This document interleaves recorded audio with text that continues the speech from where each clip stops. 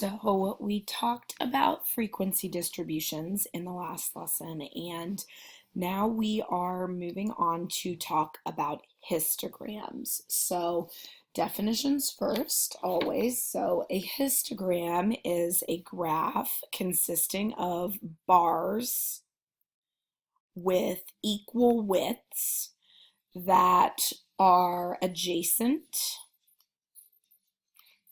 to each other, where the heights of the bars represent the frequencies.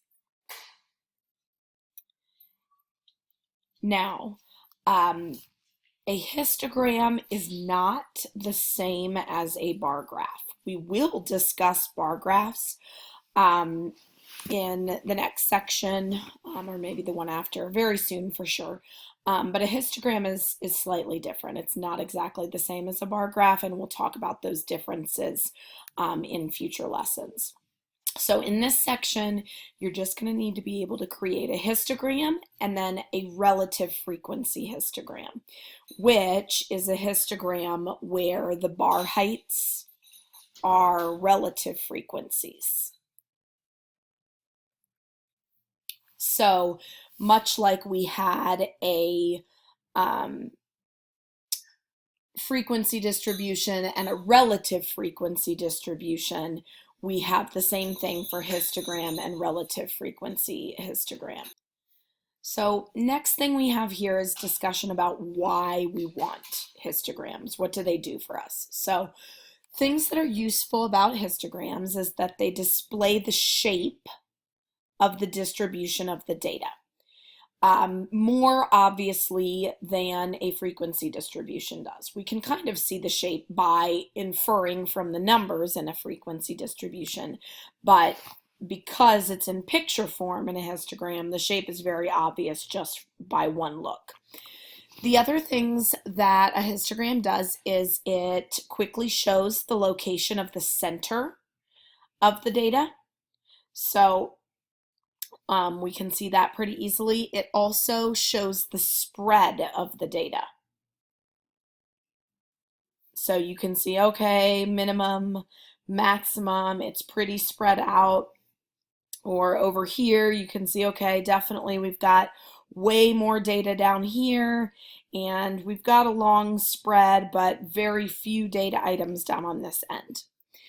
We can also identify outliers. So if we've got, most of the data clumped, and then we've got, tiny pieces over here, we might infer that those pieces on the ends are unusually high or unusually low, and therefore an outlier. So the shapes that you want to be able to identify, here are the pictures of the shapes. This is bell-shaped, which this is what we would call approximately normal, which we defined that in the last lesson. Remember the things that we said: starts low, high values in the middle, back down to low, and approximately symmetrical, which is exactly what we see here. This, in the red, is called a uniform distribution, and that's because all of the different categories have approximately the same frequency. So everything's pretty equal. That's what a uniform distribution is. The last two here are data that is what we would call skewed. Now, skewed data, you have to be careful because, and the definition in your book will help you. This first one with the blue is skewed right. And I get a lot of students that mix these up because they want to name it for the clumping. And the big clump of data is on the left, so people oftentimes will write skewed left, but that's not correct. What they say, what the author says in your text is to think about like your toes and your feet. So your right foot, the bigger toes are on the left side, and your little toes are on the right side. So this is skewed right. This guy over here is what we would call skewed left, because When we name skewed distributions, we name them for the tails, meaning where the tiny amounts are. So this is skewed left. So just make sure that you know the difference between those, that you don't mix them up. We are not going to create normal quartile plots ourselves. The only thing you need to know about a normal quartile plot is, if you're given one, how to identify if something is indicating a normal distribution or not. So if you're looking at a normal quartile plot, which has x values on the horizontal axis and then has various positives, you can see here's where 0 is, and then we've got negatives below, positives above. These type of plots, we would say, indicates a normal distribution if the points are very close to making a line. So there is a very distinct linear pattern. Now you have to be careful with that, because it's not normal if the points aren't near enough to align. So if they're too far away, or if they make another type of pattern. So if you can see another shape in it, even if the points are close to a line, that won't make it normal if there's another shape. So in these examples here, this one we would consider approximately normal, because you can see the line that they've got drawn here as, you know, your line of best fit, and most of the points are pretty close. I don't see any other pattern emerging from those dots. However, this one, several reasons why this is a no. One, all these points over here, pretty far away from the line in comparison to these ones, which are pretty close. Second reason this is a no is if there's this much clumping over here, this is making kind of either an exponential or logarithmic shape. So it has a pattern that is not linear. So this is a no. So left side points are far from the line, and pattern looks exponential or logarithmic. And you don't have to have both reasons. If you have one reason, that's enough to say no. This one is tricky because a lot of people say yes at the beginning because the points are very close to the line, which they are. This one is a no because you can see a different shape in there. So this is making an approximately cubic shape, which is a no-no. So this has a cubic pattern, which means we're not going to say that it is approximately normal. Okay, so the next thing we're going to do is actually create our own histograms, and because obviously on the video we're not together to just have me record all of your data, we're just going to use data from a previous year. So hang on one second while I pull that up. So I'm not going to redo everything about creating a frequency distribution because we already did that in the last lesson. So I'm not going to look at the entirety of the data, but I am going to review just a couple important things about creating these. So the data that I had with a former class, I recorded the pulse rates of the 23 students plus my own, and the maximum we had was 108. The minimum that we had was 51. So remember that when we are trying to find a class width, if we're not given it, you do max minus min and divide by the number of classes. We're going to stick with 5 because that's what we did last time. This would give us 11.4, which, if you round to the nearest whole number, would be 12. You might want to round, to a 15. I probably wouldn't say 20 with it being that low. Obviously 10 we can't go below. So what I would probably do is maybe go with 12. It's not too tough to count by 12s. And since the minimum was 51, I'm going to start my lowest, my first class lower limit at 50. So that way it's easier to count. So remember that the class width is the distance between the first class's lower limit and the next class's lower limit. So we don't add 12 to get what goes over here, it's what goes here.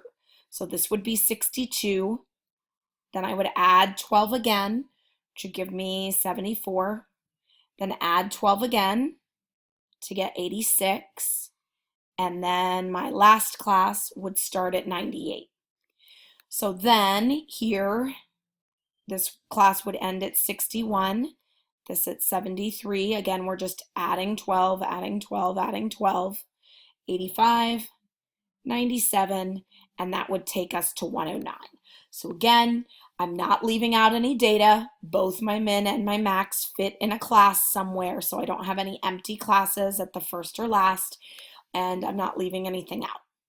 So again, I'm not going to show you the entirety of the data. I just wanted to review that class width part. So in this particular class, there were 2 students in this range, 9 here, 8 here, 4 here, 1 here. And I'm also going to give the relative frequencies.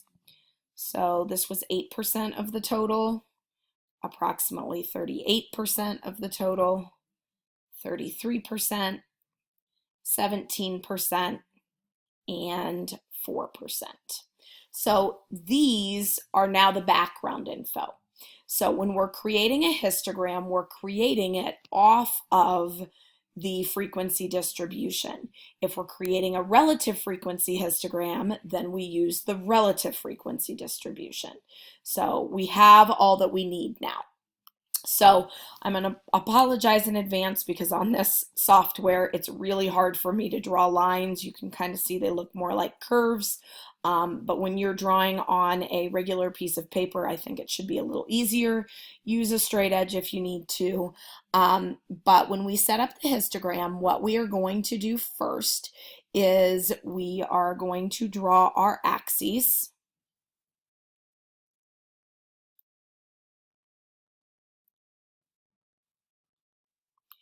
And our horizontal axis should be whatever we were measuring, recording, observing.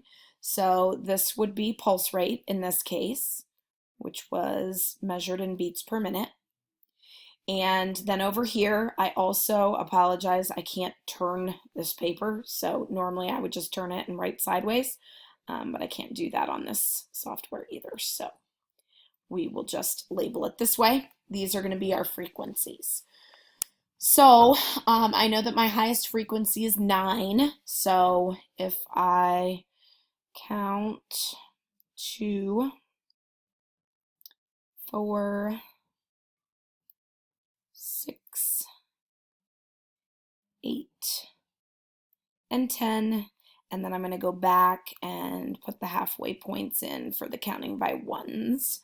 That way we will have everything pretty accurate. Now, you really need to make sure you can see that I labeled my frequency distribution here. You should also label, give a title to your histograms and really any type of graph that we're using. So that way if someone looks at it, they know exactly what you're talking about without having to ask questions. So these would be pulse rates of Math 130 students, same title as I had on the frequency distribution. Now, the text, when you do the reading, gives you a bunch of different ways that we can set up our horizontal axis. I think some of them are confusing, and I also happen to think that learning a bunch of different ways to set them up is also confusing. So we're just going to do the same thing pretty much every time. What we are going to use for the ends of our labels are the class boundaries. And if you go back to the previous section, because it's really important that you know those definitions, because class limits and class boundaries are not the same thing. Class boundaries, by definition, were the values, usually a decimal, that would completely separate one class from another. And the example I had given when I did the lesson was that if this class ends at 61 and this one starts at 62, we generally just go halfway between. So that would mean that I would have the class boundary between these two as 61.5. So that's not going to be my first label over here because then I wouldn't have anywhere to put a bar for my first class. But what we can tell then is that it's essentially 0.5 more than the upper limit here and 0.5 less than the lower limit here, which means if I went 0.5 less than 62, I have to go 0.5 less than 50 for my very first label. So I'm going to start at 49.5. Also notice that in the definition, when we wrote down the different definitions at the beginning of the lesson, we said that the bars were of equal width. So you want to try your best to try to get your spacing of the class boundaries equal. And I'm just going to have, write a note to yourself here that these are the class boundaries that we're using. And so then the next one would be 61.5, followed by 73.5. I'm trying to make them the same width as best I can. Then I have 85.5. Then right below this guy would be 97.5. And I probably need this to be a little bit longer because I need one that's just above this guy. So that'd be 109.5. Once you do that, then the easy part. All I'm doing is drawing bars with no spaces between them up to the correct frequencies. So my first class went up to 2. So I'm just going to go right over here and go up to 2. Next one should go to 9. So I'm going to try my best to get the height correct and drop down to the class boundary. Again, notice no space. As best as I can, they have equal width as well. Next one was just slightly below at 8. Then we have 4. One's a little bit thicker. Sorry about that. And then little guy down here at 1. And this would be our histogram. Now, typically we color these guys in, which I can't color super well on this, but I can, do maybe like color-coded like stripes or dots. If you're using pencil, you can just give them different distinctions if you don't want to get out some different colors, but do something to distinguish between them so that we can see a clear difference in the bars. I usually leave one plain. That's a little less work. Okay, so this would be an example of a histogram. The relative frequency histogram, same exact thing, except that instead of frequencies over here, we would have percentages. So I can pretty much just recreate the exact same thing. So this, I would probably, you can either label it relative frequency, or if you're using percentages instead of the decimals, you can label it percent. So my highest percentage was 38%. So I really only need it to go up to 40. So 10, 20, 30, 40, and then do the halfways as well. so that we really are kind of counting by fives in percentages. And then these horizontal labels would be exactly the same because we're still talking about the pulse rate.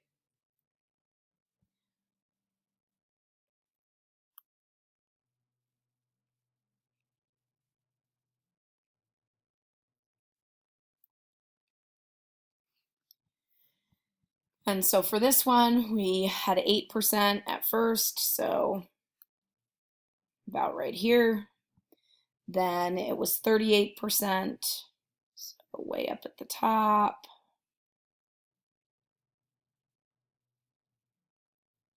Followed by 33%. Sorry, that one was a little crooked.